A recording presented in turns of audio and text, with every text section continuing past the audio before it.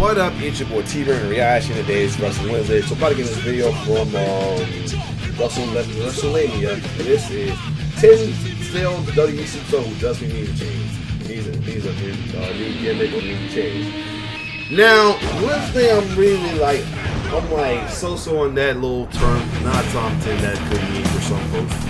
Little term, you know, I feel like it was far less than hey after. It's my face turn Hill, he puts this like a man well too, you know, unless you for whatever reason like bad guy villains, which is not me, so that's it. And me, I don't like bad guys villain, personal or mental reason that which people respect and stop badgering me or even villainize me for not rooting for them. I mean, it don't make sense to villainize folks for not rooting for a villain. That don't make sense, but that's that story. But anyway, at times the gimmick changes, or sometimes it be them being a better face. You know what I mean? That's the one thing. If I be wrestling, my gimmick or whatever persona gets stale, I won't turn. I refuse to turn heel. I'll at least make a better face. Maybe I gotta be a little edgier face, or somewhat anti-hero like, but still be a baby face. So no matter what, I'm gonna keep my side on the face arm. I'll be on Ricky Steam. I'll be chasing the Ricky Steamboat record as well too. But other than that, let's check out 10 wrestlers who desperately need a new gimmick. Some may agree with, some might disagree, especially if it's involved in having to go to the other side. But other than that, let's get it. And I mean, it's been a lot of people been saying that about Bianca Belair. And they said about Sweet Papa, and if Sweet Papa did right now too, you know, I kind of wish they was more so tweeners than heels. We'll see what's going on, because for a minute we don't know exactly, especially since when they did do their little new look, they was getting more cheers, no cheers now, singing boo. So they could actually be some tweeners, who knows? But anyway, let's get it. A wrestler's gimmick is the key to their success. It's hard to imagine iconic wrestlers such as The Undertaker, Kane, Triple H or Shawn Michaels having substantial success without their trademark gimmick and characteristics. Unfortunately, in WWE currently, there are several gimmicks which are falling flat and need a massive overhaul. Whilst these wrestlers have talent, their gimmick is holding them back from reaching the next level, and a new gimmick is needed as soon as possible. We can't say much about her, because you know, in case you don't know, she got released. Join us now as WrestleMania looks at 10 WWE wrestlers who desperately need a new gimmick. Be sure to subscribe and hit that notification bell for daily wrestling videos, and follow us on Facebook for exclusive lists. Also check out our new channel, WrestleMania Shorts.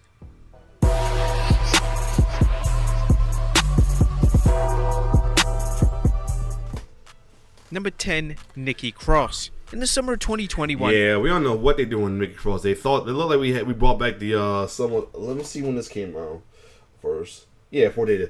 She went back to her a little bit of a insanity like persona, but somewhat. So we don't know about that. Nikki Cross became Nikki Ash on WWE programming. The superhero persona was one that Cross pitched directly to Vince McMahon, and McMahon was so impressed with Cross's passion for the gimmick that he awarded her with the Money in the Bank briefcase and a subsequent Raw Women's title reign. The gimmick was fun, but it lacked anything substantial that would make it last for more than a few months. Fans often compare that persona to that of the Hurricane, but Shane Helms made the character work by adding multiple elements to the superhero. In October 2022, Cross would revert back to her unhinged persona that was present during her time in NXT, but this had led to Cross receiving no notable feuds on Raw or SmackDown. Cross is just lingering around and is often found on WWE Main Event. Now, she does have a ton to offer the women's division, and WWE needs to rework her gimmick and integrate her back into the roster. Number 9, the Viking Raiders. Hold on a second before the Viking Raiders managed. I gotta do something quick. Alright, I'm back. Yeah, Viking Raiders, especially after this past Raw, you know, I was happy they lost because they're heels, and I can't stand their character-wise, heel-wise, well, too, and it prolonged the possible heel turn from Drew McIntyre or Matt Riddle. Either way, they do need to do something now, because they're starting to get stale. They're becoming jobbers, especially how dominant they used to be in NXT and all as well too. I think maybe the heel turn was a bad idea, and then you go back to being over faces as they used to be. But we'll see what Lamia got to say.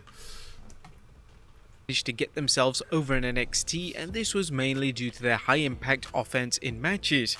When the two debuted on the main roster, the magic was quickly lost, as a Viking gimmick isn't at the top of fans' wish lists, especially in 2023. The two members of the Viking Raiders have lots of talent, there's no denying that. but the gimmick falls flat upon execution. The two receive no reaction on WWE television, and it doesn't matter if they are a babyface or a heel, the reaction never changes. WWE need to utilize Eric and Ivar as they have a lot to offer the tag division, but unfortunately their current gimmick simply doesn't work. Number 8, Raquel Rodriguez. Since being called up to the main roster, I'm cool with Raquel, but I understand why football. There's folks who don't like it, and the people that hate her that she smiles a lot. But I like that she got this fire in her recently with this feud with Rhea though. But I got a feeling that after the Rhea feud, she might, if she possibly gonna lose, she can want to go back to the hill. Still seems soon. But let me get all my cheers out for Raquel as much as I can because I do like her, despite her political views. It's been made perfectly clear that WWE see Raquel Rodriguez as one of the future stars of the women's division. The former NXT Women's Champion has been presented well, but there's one major hurdle in her ascending to the top of WWE, and that's her gimmick. Rodriguez's gimmick is literally that she's strong and imposing, but that isn't enough. She needs to build a connection with the fans, and her current gimmick isn't helping her achieve this.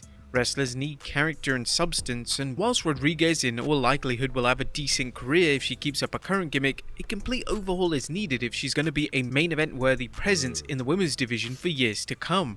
Number 7, Matt Riddle. No, he's straight. Leave Matt Riddle alone, please. I don't care what anybody say. I like Matt Riddle. He's a cool dude. I like him. Don't. Please, for the love of God, don't. But I got fun. But again, naysayers been talk a lot of shit about him as well too. Don't do it, man. Matt Riddle is one of the finest workers on the entire WWE roster. He's had a great run on the main roster, and his partnership with Randy Orton received widespread praise for bringing the best out of both men. However, since the Viper has been out of action with a back injury, Riddle has struggled to find a meaningful place on the card. They've attempted to give Riddle substantial feuds. He's feuded with the likes of Roman Reigns, Seth Rollins, and Gunther, but Riddle's character work has been holding him back. It wouldn't be too controversial to state that Riddle's babyface persona has run its course, and WWE need to modify his character sooner rather than later. Many fans are speculating that Orton may turn on Riddle when he eventually returns, and whilst an Orton vs Riddle feud would be welcomed, WWE may wish to shake things up by having Riddle be the one to disintegrate the friendship. Number 6, Butch. Butch is one of the greatest wrestlers to come out of the UK, and whilst his all I say is just going back to Pete Dunne again. You don't have to turn him heel. Just go back to the Bruiserweight, man. That's all. main roster run hasn't been exactly a disaster. The Butch character has evidently run its natural course. Butch is a great talent who has a great presence in the ring for his size, but his work as Pete Dunne was considerably better, and it would be welcome to see Dunne return to the Bruiserweight persona. His work alongside Sheamus and Ridge Holland and the Brawling Brutes has been decent, but Butch needs to be utilised more on TV, and a gimmick change or a simple reversion to the Bruiserweight character may be a smart option for WWE to implement. Number 5, Dolph Ziggler. For over 50 do something with Dolph, I mean, please. I mean, I like that he was a babyface, but y'all did not capitalize off that with him and Austin Theory after a while. I mean, I did not capitalize at all. I don't want him to go heel. Not saying the term heel. That's not my saying. But do something with him, man. Don't have to be heel, but if it must be heel, then whatever. Years, Dolph Ziggler has been a fan favorite amongst fans.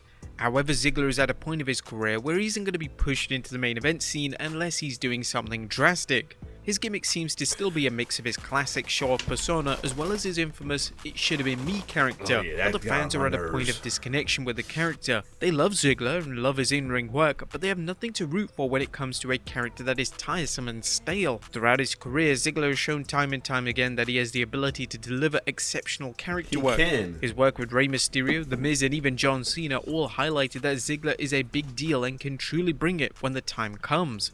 Number 4, Johnny Gargano. You really don't have to do anything with Johnny Gargano. Just put him in a good storyline, whether it's a baby version hopefully, or bring back DIY as well too.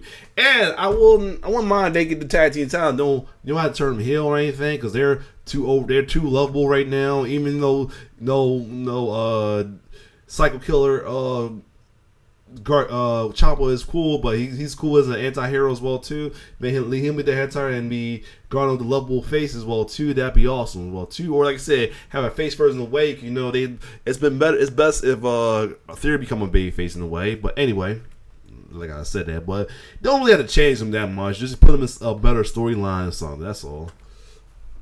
When Johnny Gargano returned to WWE, fans hoped that Triple H would use Gargano in a similar manner to how he was used in NXT. Unfortunately, that hasn't happened in any capacity.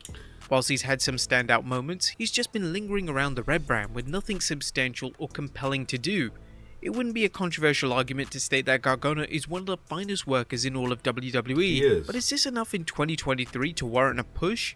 What he needs with immediate effect is a gimmick overhaul. His generic gimmick of being an underdog babyface is failing to connect with the audience, and we know based on his work in NXT that he can deliver gripping character work both as a babyface or a heel. WWE's approach could be to reform the villainous stable known as The Way, which would allow Gargano as well as other talents such as Candice LeRae and Dexter Lumis to thrive, so it would be a huge opportunity for WWE. Number 3. The New Day. Why? Don't touch the New Day. Don't touch the New Day. It's bad enough Biggie game to come back. Don't touch the New Day.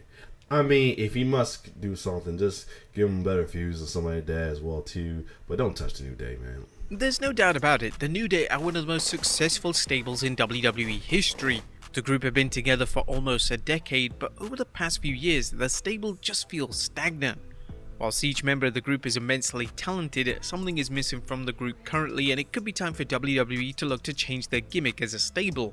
Perhaps the group doesn't need a drastic overhaul, but a heel turn or a slight tweak into a more serious side may benefit the longevity of the group. I'll take a slight tweak to a serious side, but still be babyface. Don't need to be heel. A heel turn at this stage will make sense, as the group do have grievances with the WWE, such as Kofi Kingston not getting another shot at the title in 2019, Biggie not getting a WWE title rematch in 2022, and Xavier Woods maybe being continuously overlooked. This could be an excellent storyline on TV, and no doubt the 3 members of the faction would be up for it. And I kind of dislike them type of heel turns because you're supposed to dislike and boo their heels, but when it comes to stuff like that, or they turn heel because of revenge, or somebody that did something when he was a heel that's a babyface now as well too, I kind of dislike those reasons as well too, because it's like it puts family in a dilemma because you're supposed to boo and hate them, dislike them as well too, but that stuff like they make you feel sorry more than anything too. You ain't supposed to be feeling sorry for no villain unless you really that something wrong with your head. But other than that, that's why I'll say at least give them a little serious gimmick as well too, especially be like a good contender for if they must make the new Hurt Business heel again, so at least let fans embrace them, especially little young black fans to embrace them instead of have to, treat them as villains, treat them as anti-heroes or heroes at least, but that's another story. Or who knows? But other than that, I don't think New Day really need a heel turn per se, but a little edginess would be fun as well too. You know what I mean? Just bring back the Attitude Era, man, where folks can be a little edgy and still be a babyface and good guy. But anyway, let's keep going. For the challenge, number 2, Austin Theory. And I feel like he should go face as well. At least he should go face. 39 was designed to be the biggest night of Austin Theory's career. He would successfully defeat John Cena to retain his US title, and this victory should have catapulted Theory to the next level. Sadly, since WrestleMania 39, his gimmick has fallen flat. His match was poop, underdeveloped as a character. And John Cena proved what he said. Whilst Theory remains someone who he proved what John Cena said about him. He clearly sees a bright future in. A new gimmick is needed for Theory to truly shine. He has a lot of positive attributes, and he seems to be getting better and better in the ring as the months and years go on. Yet he has yet to find that breakout character that screams world champion. Theory did previously have a gimmick that was similar to the former gimmick of Tyler Breeze, but WWE have pushed this aside in favor of a more serious approach, which sadly at the present time isn't working. And number 1, Charlotte Flair. Now, I don't know what they can do with Charlotte Flair. Be honest, I'm tired of her. And like I said in the previous video, do not have, if they must go with this, thank God Bianca, first of all, thank God Bianca's not in this list. And like I said, shout out to Cultaholic, no, what was it called? Where was that one? The one that said about who needs a freshen up or anything. Thank God that he didn't say for be a heel, but more so just more edgy babyface. But like I say, don't turn. If they must go with this Bianca Belair heel turn, which I do not want. Please do not do it over her because that ain't gonna work. You saw what happened to Becky. But as far as Charlotte though, I don't know. Do something, man. Make her not have to be a legacy of a Flair. I don't know. But let's see what they say. Ever since Charlotte Flair arrived in WWE, she's established herself as a top female What culture? talent. That's what it is. Her accomplishments speak for themselves, but one thing that is always holding Flair back is a lack of evolution. Other top women such as Becky Lynch and Bayley have delivered various compelling characters over the past decade, and this has allowed their persona to never get stale and in turn show the fans. Petty. You sure they cut out right? The one that's not doing them was Sasha. That they are willing to take risks. Flair has had the same gimmick for her entire run in WWE, and there seems no signs that WWE want to change it. One of the criticisms often directed at Flair is that she portrays the same character, and it doesn't matter if she's babyface or a heel, as the elements of the gimmick remain intact no matter what. See, that's the thing. Like she's supposed to be the babyface, but she still had this little. I know it's good not to change. It's kind of sound good not to change the gimmick if you turn from heel to babyface as well too, to keep the crowd still interested though. But her characters don't work as a babyface. That's all. I mean, it's like, you know, how Fetch don't work. That don't stop letting Charlotte as a babyface work. It doesn't work. You know what I mean? Even when you turn somebody heel against Charlotte, it doesn't work because it become a bizarre world up in there. Flair is always going to be a talent that has exceptional matches, but Flair introducing the world to a new side of her would be a smart move, and it would certainly reduce the criticism that gets directed towards her. That's true. But there you have it, folks. 10 WWE. All right, so there you go. This was good. This was good little tidbit. You know, fortunately, we pretty much seen the typical with some of them by the answer being heel turn with Giant Gargano, the likes of Giant Gargano, and a New Day, which God hopefully not. But other than that, this was pretty cool, and as well as Matt Riddle too. But other than that, if you like my reaction, like, share, subscribe to my YouTube channel. It's your boy T-Bear signing off. One love.